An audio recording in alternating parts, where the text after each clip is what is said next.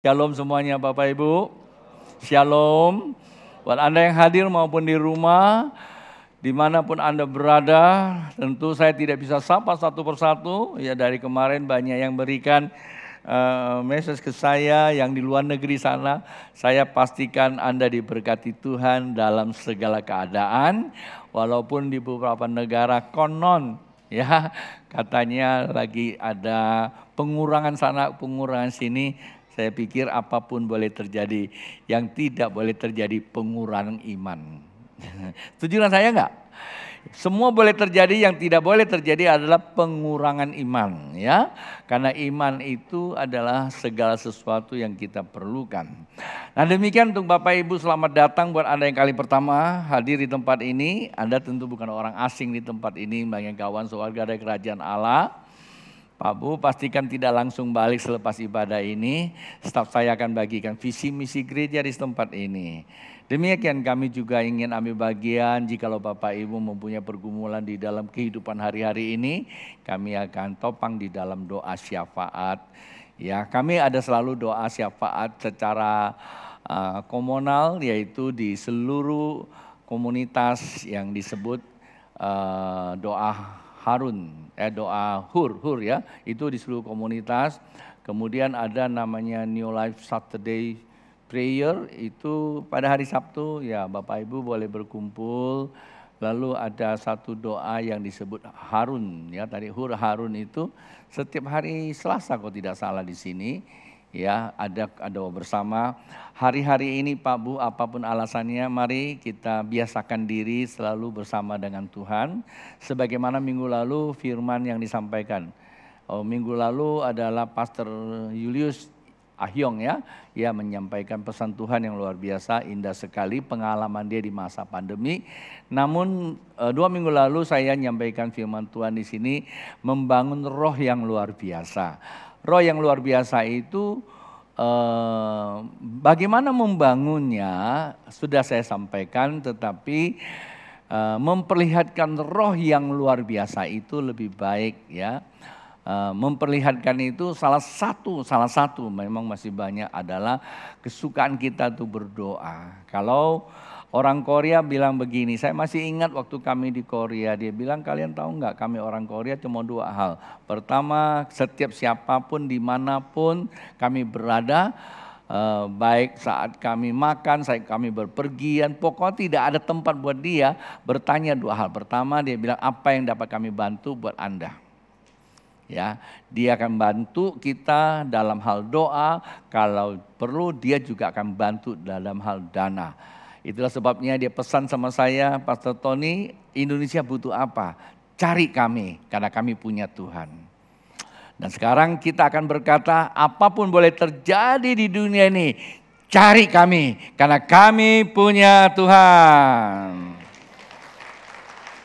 Jikalau Bapak Ibu berani berkata demikian, ini bukan sebuah slogan, dan Tuhan kita bukanlah barang yang mahal yang tidak bisa dibeli. Tuhan kita itu punya satu karakteristik dan sifat keilahian Allah, dia adalah omnipresent. Ya, omnipresent adalah Allah yang maha hadir, bukan karena kehadiran kita, bukan karena kecakapan kita, bukan juga karena kemampuan kita, tetapi memang dia Allah maha hadir. Anda mau percaya tidak percaya, dia tetap hadir.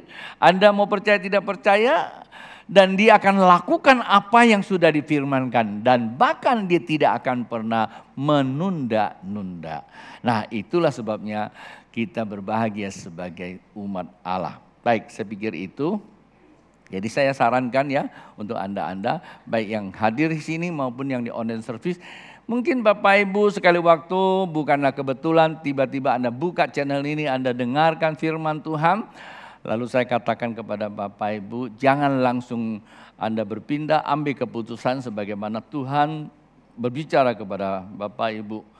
Ya, kalau Anda butuhkan pertolongan kami, bisa hubungi alamat kami. Dan saya sarankan kalau Bapak Ibu di luar kota bisa hubungin gereja setempat.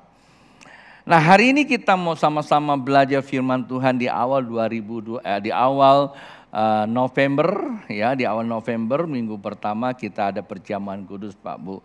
Tadi saya menyampaikan sesi kedua di ibadah yang pertama, saya janji sama mereka karena ini sudah mau berakhir ya, tahun 2022. Ada beberapa hal penting gereja ini yang perlu saya sampaikan kepada jemaat Tuhan di tempat ini. Saya juga mengencourage, mendorong terus, sebab saya selalu wanti-wanti kepada kawan-kawan, kita banyak berbagi, jangan sampai kita yang ketinggalan.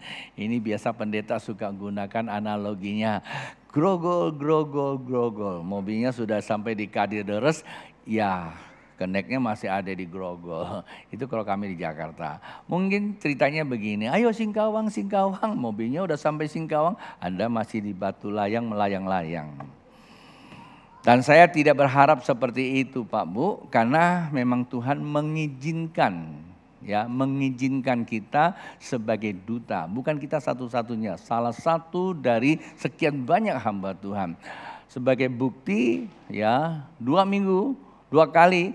Jadi selama pandemi gereja dibuka, 2 hamba Tuhan sahabat saya memiliki tipikal yang sama dan mereka menyerap isi hati Tuhan. Saya tidak pernah diskusi sama mereka dan mereka juga tidak tahu apa yang saya bagikan. Hanya mereka selalu mengikuti aktivitas kita karena sahabat saling mendoakan pasti iya. Dan dia juga banyak baca buku saya. Pada saat dia menginjakkan kaki di gereja kota ini, injakkan kaki di sini, langsung Tuhan bicara. Yang dibutuhkan gereja ini begini. Maka dia sampaikan 2 kali hamba Tuhan sampaikan sini. Saya bilang amazing, luar biasa, dahsyat, sangat memperlengkapi kita. Namun memang tidak semua harus seperti itu. Karena hari Kamis sengaja kita, bukan sengaja memang kita berkumpul di tempat ini. Saya selalu memperlengkapi hamba-hamba Tuhan dan jemaat Tuhan di tempat ini maupun para PKS. Itu setiap 1 bulan sekali. Tujuannya apa? Tujuannya kita mau menselaraskan, ya, visi dan misi yang sedang Tuhan embankan buat kita. Bukankah di dalam dasar pemuritan gereja kita, ingat Pak Bu, Kitab Mazmur jelas mengatakan apabila dasar-dasar itu dihancurkan, apa yang dapat Anda buat? Apabila dasar-dasar pengenalan kita akan Allah dan gereja dan gembala dan diri kita, apa yang dapat kita buat? Paling banter kita mungkin kecewa dengan Tuhan, dengan gereja, dengan pendeta bisa. Lalu kekecewaan ini kita biarkan, kita pelihara, tumbuh subur, lalu kita duduk di luar nggak bisa buat apa-apa. Bisanya cuma kita comot firman dengan berbagai kemampuan logika kita untuk menghakimi satu sama lain. Dan ini bukan zamannya lagi Pak Bu. Zaman sekarang adalah di luar sana banyak orang yang sedang haus, letih, lesu, lelah dan berbeban berat. Dan mereka membutuhkan Anda dan saya. Jadi tidak boleh kita sibuk seperti itu. Nah, karena itu saya selalu tekankan kepada jemaat di sini, ya. Jadi dasar-dasar itu tak boleh dihancurkan. Dasar itu apa? Pengenalan Bapak Ibu dengan Allah dengan sudut pandang yang sama. Jangan nanti saya melihat gajah itu hanya belalai. Saya bilang besar sekali belalainya. Lalu Anda pas pegang buntutnya, tuh pembohong dia mah kecil. Mana ada gajah besar? Kecil yang dipegang buntut sih masalahnya. Ketemu satu lagi pegang telinganya. Ini pembohong dua-duanya. Gajah itu kayak daun. Gideon pegang perutnya. Dia bilang, siapa bilang gajah itu kayak tambang, kayak pohon, kayak perut gue katanya. Kalau sama Gideon aku berani. Ya, perutnya dia pengen. Jadi itu kan sudut pandang, ya. Ngerti ya maksud saya? Ini biasanya pendeta suka gunakan analogi seperti itu. Itulah sebabnya mari kita mau selaraskan, kenalilah Allahmu dengan benar, sudut pandang yang benar. Maka gereja yang benar adalah gereja yang harus membawa dasar-dasar yang benar. Kita bersyukur ya, gereja Sam 21 itu begitu Tuhan letakkan, Tuhan berikan pondasinya. Ya, itu tiang penopang dan dasar kebenaran. Kita punya buku pemuritan sendiri. Anda boleh pintar tidak salah, Anda boleh sekolah teologi tidak salah, Anda boleh belajar sana sini tidak salah. Tapi kalau Anda banyak belajar, Anda tidak mengenal dasar-dasar gereja ini yang disebut SMK, ya masalah. Pasti masalah. Ya, karena memang yang dibutuhkan Tuhan untuk jemaat di sini ya makanannya yang ada di gereja ini yang Tuhan sudah sediakan. Ya, saya kira itu saya hanya sarankan saja, Bapak Ibu mesti banyak belajar. Saya tidak tahu buku-buku sini masih ada. Kemarin saya cari buku The Last School. Karena saya sering baca buku itu karena di akhir zaman ini panggilan terakhir saya baca-baca terus.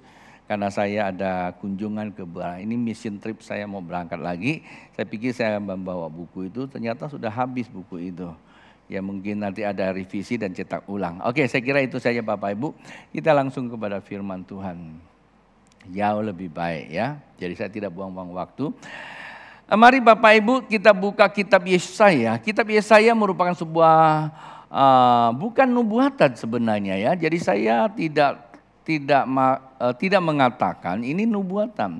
Ini suatu pernyataan Yesaya tentang akan terjadi. Itu satu ya. Jadi dia kalau nubuatan berarti memang barang itu bisa ada bisa tidak ada. Ya, tetapi dia sudah lihat apa yang sedang akan datang. Sedang ya, lalu sedang dan akan datang itu Yesaya lihat. Dan memang kita tahu secara historis ya, apa yang disampaikan oleh Yesaya memang sedang terjadi. Ya, secara teologis sudah ditulis, secara historis masa lalu itu sudah terjadi. Tapi ada nggak kolerasi kepada kekinian? Ini paradok ya. Apa yang ditulis masa itu dengan masa ini kalau bicara timeline ini benar-benar jalannya relnya ini kayak kereta cepat nih ya. Kayak kereta api ada namanya time connecting ya atau tech connectnya ada peristiwa connectnya itu. Saya kira saya akan bawa Bapak Ibu untuk memahami ini secara konteks dan teksnya yang ada. Berapa ayat kita mesti baca? Yesaya pasalnya ke-60 Pak Bu. Ya, ini kan biasa dinyanyiin. Kali ini saya saya pakai ayat ini untuk sharing ya. Yesaya pasal yang ke-60 ayat yang pertama saya baca, Bapak Ibu perhatikan. Bangkitlah menjadi teranglah sebab terangmu datang dan kemuliaan Tuhan terbit atasmu. Sebab sesungguhnya kegelapan menutupi bumi dan kekelaman menutupi bangsa-bangsa. Tetapi terang Tuhan terbit atasmu dan kemuliaannya menjadi nyata atasmu. Bangsa-bangsa berduyun-duyun datang kepada terangmu dan raja-raja kepada cahaya yang terbit bagimu. Angkatlah mukamu dan lihatlah ke sekeliling. Mereka semua datang berhimpun kepadamu. Anak-anakmu laki-laki datang dari jauh dan anak-anakmu perempuan digendong. Pada waktu itu engkau akan heran melihat dan berseri-seri. Engkau akan tercengang dan akan berbesar hati. Sebab kelimpahan dari seberang laut akan beralih kepadamu dan kekayaan bangsa-bangsa akan datang kepadamu.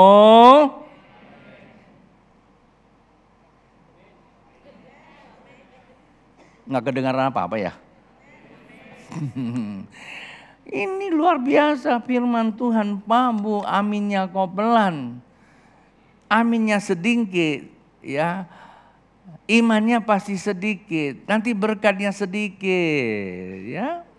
Jadi apa kata Alkitab? Ya memang ini paling seru kalau bicara tentang kekayaan dan banyak orang menggunakan ini namanya ada pemenggalan ayat yang terakhir. Kekayaan bangsa-bangsa akan datang. Saya setuju bahwa memang seperti itu. Tapi mari kita jangan bicara itu dulu. Kita bicara secara konstruktifnya. Ya, baik secara historisnya maupun secara teologis. Secara teologis ini saya coba untuk mengkonstruksikan ketiga bagian saja. Cara teologisnya. Dan menyentuh sedikit saya akan sampaikan secara historisnya, maksudnya sejarah pada masa itu. Kenapa ini datang? Ya, kenapa itu datang? Nah, kalau saya menggunakan tiga bagian pembahasannya. Pertama itu bicara kerohanian. Sekali bersama-sama, kerohanian. Karena Anda dan saya orang percaya yang tidak boleh kita lupa adalah kerohanian. Berarti roh. Yang kedua adalah kehidupan. Bilang kehidupan. Sebenarnya bagus ya bangsa kita punya filosofi dan juga dasar negara kita. Ya, kerohanian, ketuhanan yang Maha Esa, ya kan? Yang kedua apa? Ya, kemanusiaan, berarti kehidupan toh, ya, dan sebagainya. Oke. Nah, yang ketiga apa? Kelimpahan. Nah, ya saya hanya bagi 3. Sebenarnya bisa dibuat jadi 5 juga sesuai dengan Pancasila. Kalau kelimpahan itu connect nggak dengan namanya kerakyatan ya, sosial bagi seluruh rakyat Indonesia, sama ya. Sebenarnya bisa ketemu. Oke, lepas itu saya cuma mau sampaikan ketiga hal ini. Yang menarik buat Bapak Ibu, yang menarik buat saya untuk berbicara sama Bapak Ibu adalah yang kedua, soal kehidupan. Jadi pertama adalah kerohanian, kehidupan, dan kelimpahan. Pak Bu, menurut Anda mana yang paling enak didengar? Hah? Tiga-tiganya enak sebenarnya, tetapi tidak tiga-tiganya ada kandungan masing-masing, ya, kandungan masing-masing. Ya, bicara kelimpahan ntar aja lah ya, itu memang sudah perjanjian, nggak usah kita buat apapun sudah pasti akan datang. Tetapi yang saya tertarik adalah kehidupan. Nah, Pak Bu, pada masa itu kehidupan bangsa Israel dilanda berbagai persoalan, maka datanglah Yesaya. Dan akhirnya Yesaya setelah menyampaikan pesan firman Tuhan, sifatnya mengajar, ya tahulah ya firman Tuhan kan, ya Alkitab katakan bahwa segala tulisan yang diilhamkan berarti firman Tuhan. Nah, apa gunanya? Gunanya bermanfaat mengajar. Sebenarnya pada masa itu Yesaya datang itu mengajar orang Israel, orang Yahudi, ya, seluruh komunitas orang Israel itu. Dan firman Tuhan juga kan berkata bahwa baik mengajar dan juga menyelidiki, menegur dosa. Nah, yang nggak enak tuh kalau dosa ditegur. Ya, firman Tuhan itu memang ditulis, ya, biasanya tulisan-tulisan firman Tuhan yang menegur, ya, kita kurang suka. Yang mau adalah kalau diberkati. Nah, itulah sebabnya Rasul Paulus menuliskan kepada Timotius, yaitu ditulis di dalam 2 Timotius pasal ketiga, 15 dan 16. Dia katakan segala tulisan yang diilhamkan Allah bermanfaat mengajar, menegur, memperbaiki, mendidik, dan memperlengkapi perbuatan baik. Kan begitu ya, baca di rumah aja, enggak usah dibuka.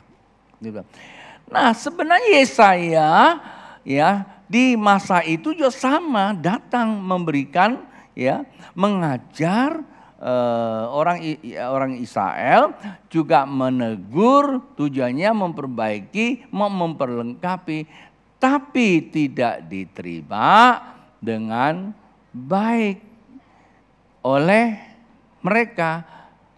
Tahukah Anda, Yesaya dibunuh, digergaji, Pak Bu. Kalau hari-hari ini saya ngomong sama Nyak, di beberapa tempat kami datang kadang-kadang dicurigai. Ya, dicurigai begini. Ini mau apa nih mission trip? Jangan-jangan mau buka cabang di sini. Kan dicurigai kan? Seperti itu. Kami bisa rasakan. Kadang-kadang mereka datang, ini mau pelajaran apa lagi nih? Ya, pengajaran apa datang? Sekarang memang banyak pengajaran yang menyesatkan. Ya maklum karena mereka mungkin tidak kenal kita, bisa kita ditolak juga. Ya, secara manusia terkadang saya berpikir gini, saya datang tadi undang, ya biaya saya tanggung sendiri, ya tujuan saya karena berbaik hati ingin menyampaikan pesan Tuhan, itu ditolak. Rasa sedih juga loh. Tapi begitu saya ingat Yesaya ini, Oh, kita belum ada apa-apa. Yesaya juga sama datang ya untuk menyampaikan pesan ilahi apa yang akan terjadi pada masa itu dan akan datang. Dan mereka bukan terima dengan sukacita, dibunuh dan dibunuhnya nggak tanggung-tanggung, digergaji. Anda pikir gimana cara gergaji? Waktu ya dikejar sama Bani Israel pada zaman Usia, kalau tidak salah zaman Usia, Raja Usia. Dia kejar, lalu dia ngumpet ke pohon yang ada lubangnya. Dia orangnya masuk tapi bajunya kelihatan di luar. Langsung diikat dia, potong pohonnya termasuk orangnya. Wih, sadis sekali ya. Itu dia pada masa itu. Kenapa bisa terjadi seperti itu Bapak Ibu? Memang kehidupan pada masa itu adalah kehidupan masa kegelapan. Sekali lagi. Jadi pada masa itu adalah masa kegelapan bagi seluruh bangsa Israel. Kenapa? Karena ulah dari Salomo tidak mentaati firman. Ini secara konteks ya, secara konteksnya seperti itu. Mungkin kalau kita mau tarik lebih lebar lagi, kita ini hidup di dalam kegelapan disebabkan karena siapa? Adam dan Hawa. Ya kan? Adam dan Hawa bikin masalah, maka ada ayatnya begini nih. Ya coba kita buka 1 Yohanes pasal yang ke-5 ayat yang ke-19. 1 Yohanes pasal yang ke-5 ayat yang ke-19. Kita tahu bahwa kita berasal dari Allah. Allah menciptakan kita ya. Siapapun loh orang, agama apapun sebenarnya mereka punya hasrat mencari Tuhan Allah. Itu jelas ya. Tapi apa kata Alkitab? Dan seluruh dunia berada di bawah kuasa siapa? Si jahat. Dari sejak kapan? Sejak Taman Eden. Dia menipu Adam dan Hawa. Saat waktu Hawa tidak konsisten pada kebenaran, maka jatuh dalam dosa. Jatuh dalam dosa, kebenarannya bukannya hilang, kebenarannya keluar dari dia, maka imannya mati. Ketika imannya mati Pak Bu, yang mendapat mandat kehidupan di dunia ini siapa? Siapa Pak? Manusia pertama Adam dan Hawa Pak Bu. Dia bertanggung jawab di seluruh lini kehidupan Pak Bu. Kalau baca kitab Kejadian ya, dia diciptakan serupa dengan Allah. Dengan status yang serupa. Dengan otoritas yang kuasa menguasai dunia ini. Melahirkan generasi ke generasi mengusahakan kehidupan ini. Dia perlu kebenaran. Tetapi karena dia tidak taat akan kebenaran, maka saat itulah kehilangan apa? Kebenaran. Matilah iman. Rohnya tidur. Hawa hidup dan Adam hidup. Dunia ini dikuasai si jahat. Yang dunia dikuasai si jahat. Setan dari sejak saat itu sudah menguasai dunia ini. Nah itu yang dikatakan Yesaya. Sebab sesungguhnya kekelaman menutup di bumi ini itu bukan saat itu saja. Sejak Taman Eden sampai dengan akhir zaman itu sudah dikuasai sama si jahat. Ini secara runtutan, secara kronologisnya. Sejarah mencatat. Dan ini historis ya. Sejarah membuktikan secara teologis mencatat Pak Bu. Berarti nasib, saya gunakan bahasa nasib. Berarti keadaan yang dialami oleh Yesaya pada masa itu dengan kerajaan Israel masa itu sebenarnya pun dialami oleh kita saat ini. Kenapa? Karena pekerjaan setan belum dihancurkan. Maksudnya belum dimusnahkan, hanya dikalahkan. Tadi dia masih bisa menipu kita. Buktinya banyak orang percaya yang jatuh, yang tumbang. Kenapa bisa seperti itu Pak? Karena memang firman Tuhan ini mencatat. Yohanes mencatat, mengingatkan kepada kita. Ingat loh, bahwa dunia ini sudah dikuasai jahat. Karena itu dia pesan sama kita di 1 Yohanes pasal yang kedua ayat yang ke-16 lah. Coba kita lihat ya. Yohanes pasal yang kedua 16 ini Pak. Kok waktu saya cepat banget. Tahu udah tinggal 13 menit lagi. 1 Yohanes pasal 2 ayat 16. Sebab semua yang ada di dalam dunia, yang ada ya, yang ada itu berarti apa? Hasil reproduksi manusia dengan rekayasa manusia, dengan ciptaan manusia, apa saja di antaranya yang kayak begini nih gambar-gambar ini nih. Yaitu keinginan daging dan keinginan mata serta keangkuhan hidup. Bukanlah berasal dari siapa? Dari Bapa. Melainkan dari siapa?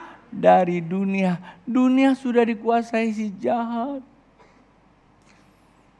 Pak Bu, kalau saya menggunakan istilah ingin gereja yang dingin dan sebagainya, nggak salah sih. Tapi ini semua berasal dari dunia. Tapi kalau kita terus tiap hari pengen gereja yang dingin, gereja yang mewah, itu artinya bermasalah. Boleh nggak? Boleh-boleh aja. Ini contohnya ke gereja. Sama juga kita. Terhadap kehendak Tuhan kita tutup telinga dan tutup mata. Tapi terhadap keinginan kita sendiri, kita buka lebar-lebar mata dan telinga. Lihat orang pakai ini kita ikut. Pandemi cukup loh ya menasihati kita. Saya pendeta juga sempat terserong di pandemi. Saya bersyukur pandemi datang 2,5 tahun mendewasakan keimanan saya. Sehingga selama 2,5 tahun saya nyari tak belanja beli baju. Kalau peralatan yang saya perlukan semua ini karena saya perlukan di dalam pemakaian. Ada yang baru handphone, baru beli, yang seri berikut sudah datang. Bahkan berani begadang nunggu handphone itu. Sekedar cuma pengen punya handphone itu. Salah gak sih Pak Bu? Maaf saya tidak bicara soal salah dan benar. Tetapi kalau hati kita sudah terserong itu jadi masalah. Mengerti ya maksud saya ya? Kita tidak mengerti kehendak Allah. Nah itulah sebabnya Tuhan izinkan pandemi sebenarnya itu mendewasakan iman kita di dalam menyikapi kehidupan. Ini baru bagian awal loh Pak Bu.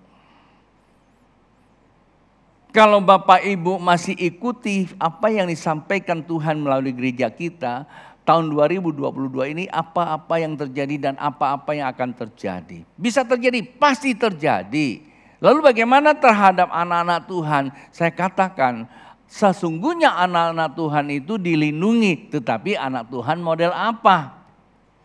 Nah ini kehidupan loh Pak Bu. Ya, kehidupan ini sedang gelap, Alkitab katakan. Itulah sebabnya ya Alkitab katakan ya, yang pertama tadi itu ada kerohanian. Apa itu firman Tuhan katakan itu yang pertama? Bangkitlah menjadi teranglah sebab terangmu datang dan kemuliaan Tuhan terbit atasmu. Dan ini juga kan sebenarnya firman Tuhan ini pernah disampaikan oleh Rasul Paulus kepada jemaat di Efesus. Hai bangunlah kamu yang tidur, bangkitlah di antara orang mati. Sebab Kristus akan bercahaya atasmu. Secara historis firman Tuhan ini datang kepada Yesaya untuk bangsa Israel. Tetapi sebenarnya kalau kita melihat ini juga sampai ke kini. Kenapa? Karena memang bangsa Israel sampai hari ini belum dipulihkan secara total. Walaupun kerajaan negaranya sudah ada. Karena mereka masih belum menjadikan Yesus sebagai Tuhan atau Mesiasnya. Jadi datangnya Yesus itu mengembalikan kebenaran yang terhilang. Ditolak oleh Adam dan Hawa. Maka pada saat itu orang Israel hanya hidup di dalam hukum dengan upaya sendiri. Tetapi tetap saja hukum itu tidak bisa membenarkan. Datangnya Yesus, dia menggenapi hukum itu dan menghidupkan kembali kebenarannya dengan satu kondisi yang berbeda. Kalau dulu untuk mendapatkan kebenaran harus menjalankan hukum yang begitu ketat sekali. Dari 10 menjadi 613 menurut saya nggak survei karena saya nggak cek di mana saya nggak tahu, tapi guru saya, dosen saya mengatakan dari 10 menjadi 615 hukum yang sangat mengikat bangsa Israel harus jalankan, bukan salah satu, seluruh hukum. Kalau Bapak Ibu ada yang sekolah teologi sini, kalau kita lalai satu saja batal semua, bayangin tuh. Mungkinkah orang bisa selamat? Karena selamat itu perlu iman, iman perlu kebenaran, kebenaran harus didapatkan dengan hukum yang begitu ketat, nggak mungkin. Itu kondisi perjanjian lama. Datangnya Yesus dikatakan terang, apa itu? Dia mengkonek kembali, ya, memperdamaikan kita kepada Allah, maka dikatakan di situ kasih karunia. Kasih karunia itu sebenarnya tujuannya adalah memperdamaikan. Tidak terlalu bahasa terlalu tinggi Pak Bu, saya sampaikan. Kata memperdamaikan dalam teologianya disebut justification. Maksudnya apa? Justnya itu gayanya begini nih, justification gitu loh. Bukan, justification itu adalah pembenaran, dibenarkan. Justice korabolator yang sering kita dengar ya. Justification itu adalah dibenarkan. Oleh kasih karunia kita dibenarkan. Tidak harus kita menjalankan hukum yang begitu berat. Itulah namanya anugerah dari Sang Ilahi Bapa kita Yesus Kristus di atas kayu salib. Pak Bu, kalau Bapak Ibu duduk renung, air mata yang keluar nggak cukup kita. Penderitaan yang ditanggung oleh Yesus. Penderitaan yang ditanggung oleh para pendahulu kita, para rasul dan para nabi. Dan pemberita-pemberita Injil. Sampai hari ini Injil kita bisa terima, lalu kita bertobat, kita bisa duduk dan senang-senang. Dan sebagian kita diberkati luar biasa. Kalau kita tutup telinga dan tutup mata, saya nggak ngerti dari mana asal kita. Dan mau kemana tujuan akhirnya kita. Betul kan? Maka itulah Tuhan katakan, ingat, bangun. Bangkit imanmu supaya Kristus bercahaya, kamu format ulang kembali hidupmu. Setelah kamu format ulang, baru kamu bisa mengerti kehendak Allah. Jangan seperti orang bodoh kan. Masih ingat sih khotbah saya berulang-ulang loh ini loh. Ditambah kasih minyak lagi ya awal tahun ya. Kalau kamu mengerti kehendak Allah, kamu bisa jalankan 2 jalan. Di dunia ini ada 2 jalan. Ya itu memang dikatakan dalam Efesus pasal 5. Jalan roh dan jalan oleh anggur. Maka dikatakan jangan mabuk oleh anggur. Sebab anggur itu menimbulkan hawa nafsu. Maksudnya apa? Anggur itu buat kita tidak sadar. Keinginannya itu lagi nafsu itu kan gini kan, mau lagi. Gak usah terlalu saya jelaskan tentang nafsu lah. Itu karena anggur-anggur itu kedagingan. Maka dunia itu ya berasal apa? Kedagingan. Tadi itu ya. Coba kembali tadi bagus itu. 1 Yohanes pasal yang kedua ayat yang ke-16 ya. Pak Bu boleh ya saya selesaikan ini ya. Karena saya butuh clearkan ini. Sebab semua yang ada di dalam dunia yaitu keinginan daging. Saya sedih. Saya nangis. Pesta Halloween, anak Tuhan ikut dan ada yang mati. Ratusan ribu orang berkumpul. Itu di satu negara. Ratusan ribu yang kumpul, ratusan yang mati. Di negara kita juga sama. Bahkan asik lagi anak Tuhan. Selfie, pakai tengkorak. Halloween ye. Kasih tahu sama samping kiri kananmu. Pastor tidak ngomongin kamu loh. Tapi orang ini kayaknya gue juga kenal sih siapa orangnya. Pesta. Emangnya nggak ada makan, nggak ada hari lain untuk makan? Saya bukan lagi marah, lagi ingatin. Kenapa saya bilang saya nangis? Tapi kemarin ada satu daerah, nggak enak kalau saya sebut. Baru sih pingsan 30 orang, belum ada yang mati. Itu mabuk oleh anggur. Sementara kalau ke gereja, online aja ya. Coba Anda bayangin, coba kita pikir secara rasional Pak Bu. Ayo kita pikir, apakah ini tidak menyadarkan kita bahwa dunia sedang rusak? Ya Pak ya? Kadang-kadang acara-acara gini jauh nun sana orang bayar mahal sekedar untuk ikuti acara itu. Ini berbicara soal musik-musikan loh. Hobi, waduh. Nggak enak saya kalau ngomong ini saya bisa dibully lagi sama orang. Ada yang camping. Ada yang apa itu yang di laut itu? Selancar ya.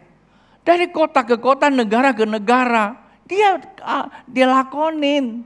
Tapi ke gereja saya tanya, udah ke gereja? Belum, masih pandemi.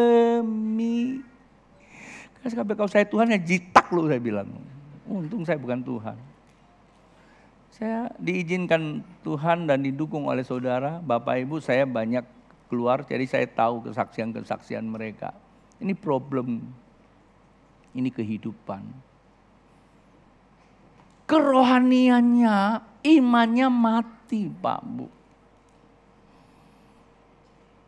Jangan-jangan kita mesti cek diri kita juga kan. Itulah sebabnya perlu apa? Bangkitkan iman. Tema kita adalah iman bangkit, bangunkan roh. Iman bangkit, bangun rohnya. Roh gak akan pernah mati Pak Bu. Roh itu turut. Yang mati itu iman kita. Tanda orang imannya masalah sudah tidak suka dengan hal-hal rohani. Tidak respect dengan hal-hal rohani. Saya senang kemarin saya bagikan visi misi kepada teman-teman. Ini Natal. Kita semua punya janji satu jiwa. Misi kita perlu strategi. Semua sendi kehidupan.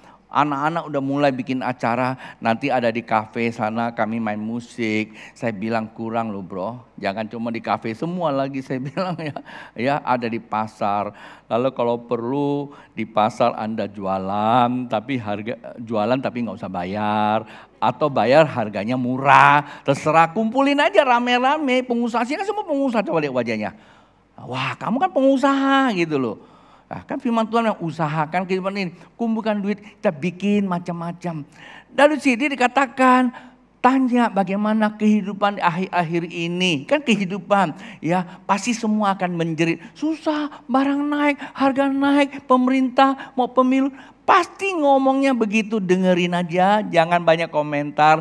Setelah itu baru bilang sama dia, Pak Bu, hidup ini anugerah loh Pak Bu. Sebenarnya satu helai rambut copot pun gak bisa dikembalikan tanpa Tuhan. Anugerah. Lalu kenapa kehidupan bisa kegelapan, bisa seperti ini? Karena manusia lebih egosentrik, keinginan sendiri. Maaf ya kalau saya gunakan bahasa. Beli mobil mewah-mewah berani di jalan. Beli rumah besar, berani di jalan. Beli motor sekedar hobi, berani dia. Tapi untuk misi serupiah pun dia berpikir. Yang saya ngomong bukan di sini, di sana sini. Setuju dengan saya enggak? Padahal dia nggak tahu.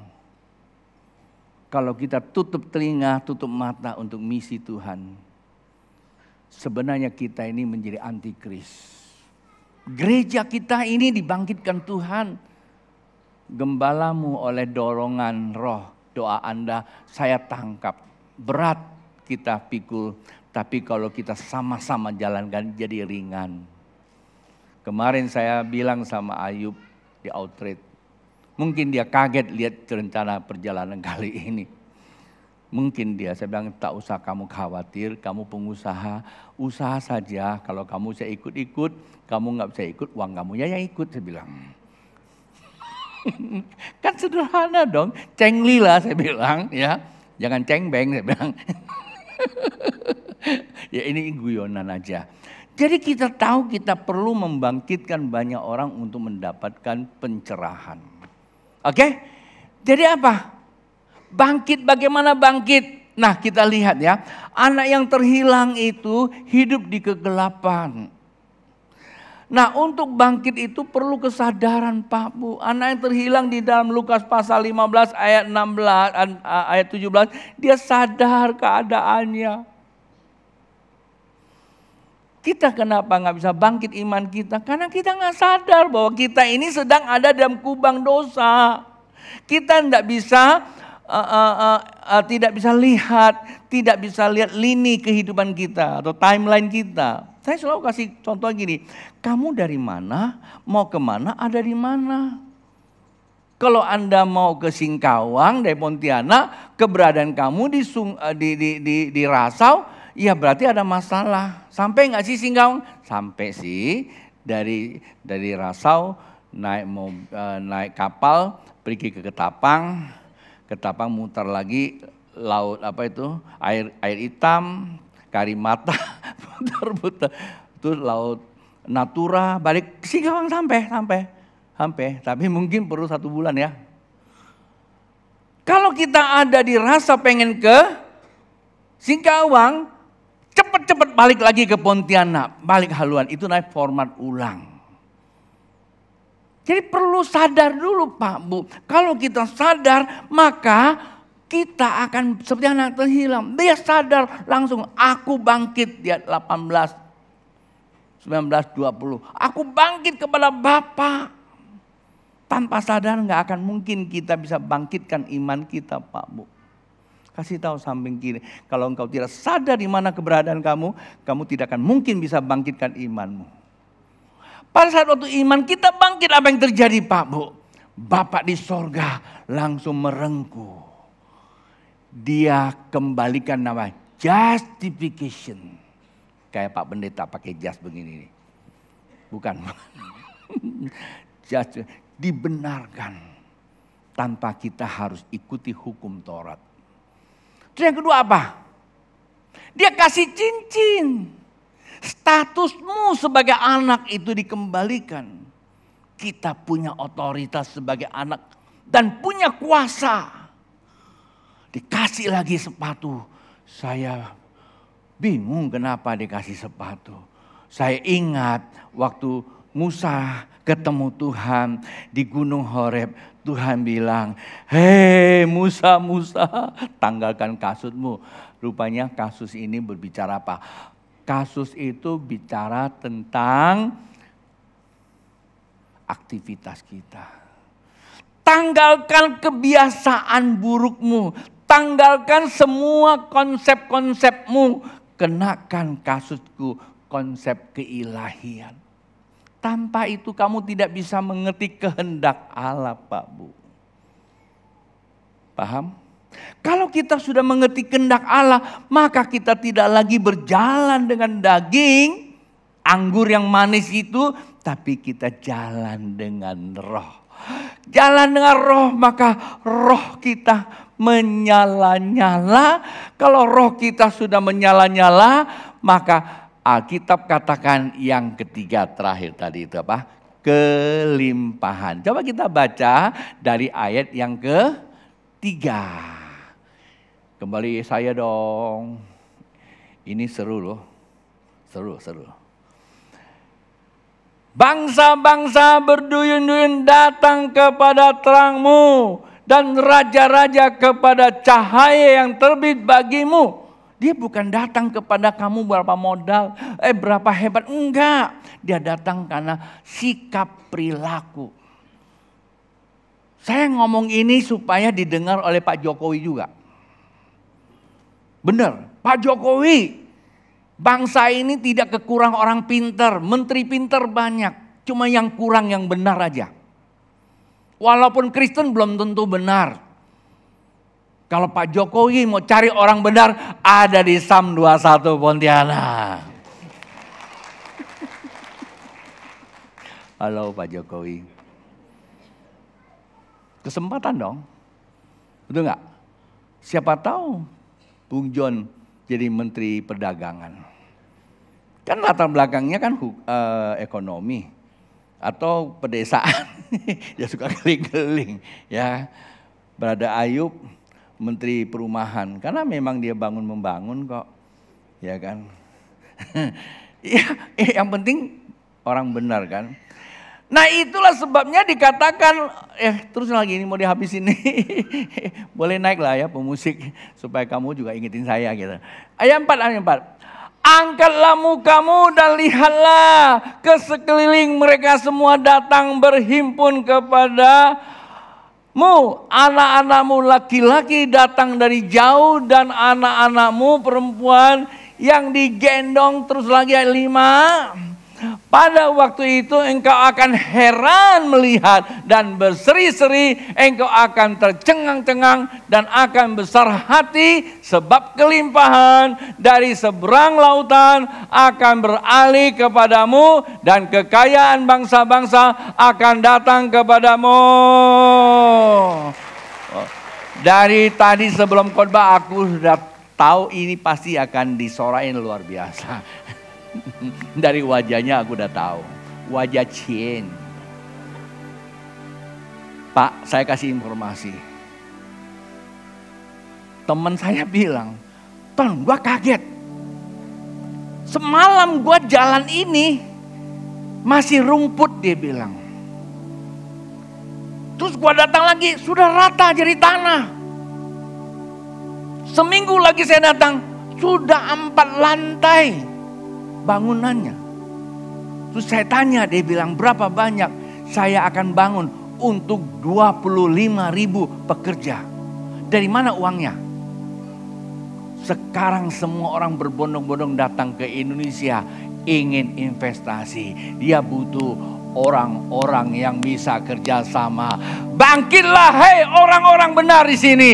Kekayaan bangsa-bangsa tidak datang cuma karena dari langit turun hanya diserukan, tapi dibutuhkan orang-orang yang punya kualifikasi, yang rohnya sudah hidup karena hidup dalam kebenaran. Jangan coba-coba Bapak Ibu hari-hari ini masih hidup dalam kong kali kong sama dengan kepangkong. Ingat, ayat terakhir. Ini ayat populer. Roma pasal 28 ayat 28. Apa kata kitab? Roma 8 ayat 28. Kita tahu sekarang harus tahu. Karena Yesus sudah datang kan? Betul enggak? Yesus sudah mengkonekkan kembali kita kepada Bapa di surga. Bahwa Allah turut bekerja dalam segala sesuatu untuk mendatangkan kebaikan bagi mereka yang mengasihi Dia, yaitu bagi mereka yang terpanggil sesuai dengan rencana Allah. Yesus itu adalah Allah dalam manusia. Dia mati di atas kayu salib mengkonekkan kita kepada Allah. Manakala Roh Kudus memenuhi hatimu, kamu akan terima kuasa Allah. Paham? Sadar dulu, Yesus masukkan dalam hati kamu. Apanya? Pikirannya, itu firman. Kebenarannya. Begitu masuk dalam pikiranmu, perasaanmu, maka ingat Roh Kudus diam di dalam kamu. Seperti tabut Allah itu. Kamu punya connect ke atas sorga. Allah turut bekerja dalam segala sesuatu. Mendatangkan kebaikan. Tidak usah terlalu kita mau pusingkan. Kalau ada kecelakaan, ada penderitaan, ada masalah dalam hidup kita. Dengar rencana Allah dari semula bukanlah kecelakaan. Rencana Allah dari semula adalah masa depan kita penuh pengharapan. Karena itu firman. Sesuai ayat 29 ya. 29. Sebab semua orang yang dipilihnya dari semula, mereka juga ditentukannya dari semula untuk menjadi serupa dengan gambar anaknya, supaya ia, anaknya itu menjadi yang sulung di antara banyak saudara. Mari bangkit berdiri. Apa yang saya sampaikan hari ini buat Bapak Ibu bukan ajaran baru. Firman Tuhan sudah tertulis. Kenapa kita masih banyak persoalan? Iyalah, dunia dikuasai si jahat. Maka itu, kalau pikiran kita masih ego, berarti kita sekutunya si jahat. Ayo, lepaskan ego kita, lepaskan kasut kita. Ya, lepaskan kasut. Kenapa? Kenapa? Bapak Ibu perhatian. Kenapa Musa disuruh tanggalkan kasusnya? Kenapa? Kasus itu adalah menjadi sandarannya, mindsetnya, pikirannya. Kenapa disuruh lepas? Karena begitu menghadapi satu bencana, persoalan di Mesir, langsung dia kabur. Itu orang ego. Orang seperti itu Allah nggak berkenan. Allah bilang, buang kasutmu, kenakan kasutnya apa? Kasut yang baru adalah mentaati firman Tuhan. Baru Anda akan melihat Tuhan akan memperlengkapi kita dengan berbagai kemampuan untuk mengerjakan pekerjaan Tuhan. Supaya apa? Nama Tuhan dipermuliakan. Pak Bu, usaha pekerjaan kita bergantung cara kita melihat. Kita kerjakan kita punya atau Tuhan punya. Kalau kita kerjakan punya Tuhan punya, niscaya Tuhan turut bekerja. Intinya gitu aja. Bilang sama Tuhan, saya senang satu hari ada satu anak Tuhan, dia dalam kondisi goncang. Setelah dia dengar firman Tuhan, dia pulang, dia bilang, hei, pekerjaan saya, dia ngomong, pekerjaan saya, dengar ya. Dia sebutin satu-satu, rupanya selama ini aku salah mengelola kamu, aku pikir saya punya. Tapi hari ini aku baru tahu ini punya Tuhan. Tuhan ini punyamu, ambillah. Dia berkati dalam nama Yesus. Dia mulai ikuti pola firman Allah. Langsung sukses gak? Tambah habis.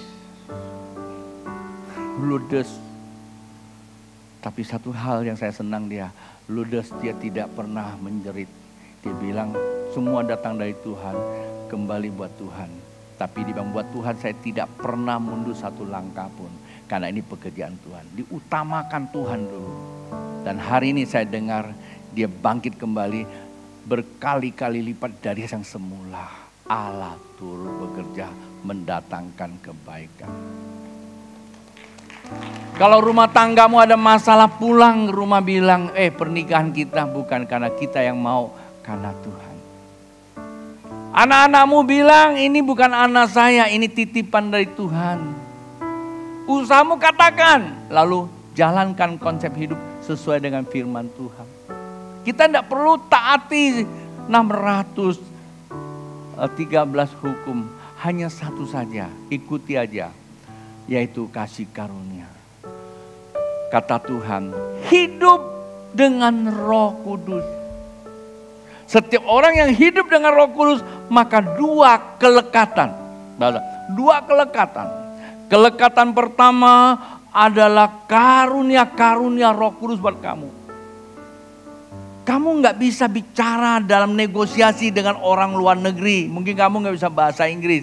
Saya ingat teman saya, dia nggak bisa bahasa Inggris, tapi bisa ekspor barang ke luar negeri.